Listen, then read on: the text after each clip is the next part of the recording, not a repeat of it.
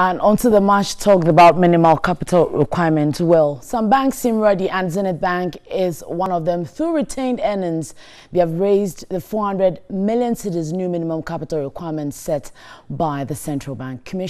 Commercial banks have also up to the end of December this year to recapitalize. Now, those unable to meet the deadline will face a possible loss of their banking license.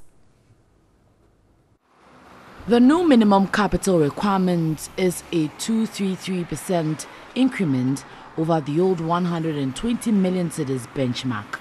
Various options to capitalize a bank include mergers, acquisitions, takeovers, listing on a stock exchange, and dependence on the bank's reserves, including income surplus. Managing Director and Chief Executive Officer of Zenith Bank Gh, Henry Oro, attributed the bank's recapitalization drive to long-term strategic interest management backed by the shareholders of the bank.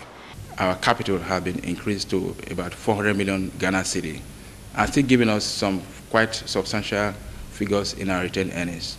From inception, the shareholders operated a dividend policy where 100% of our earnings were retained in the business. And that kind of policy gave us a lot of size, balance sheet to play in the market to support government and support the private sector in the developmental agenda of Ghana. He noted the hard work of management and staff and customers' confidence were key in the success story of the bank.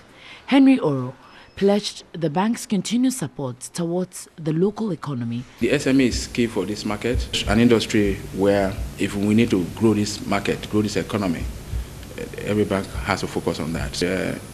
In the manufacturing sector, the corporate sector, and of course, the corporate sector, usually their appetite are much larger.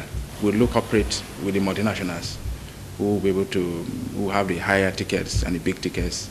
On the energy debt sitting on the books of some banks, the MD and CEO noted it was not affecting the operations and profitability of Zenith Bank. Those figures are figures that are also attributable to government, and there are discussions with the government as to see how those things will be cleared as soon as possible. And even if they are not, for us, the figures are so minimal that we probably may not notice them in our financials.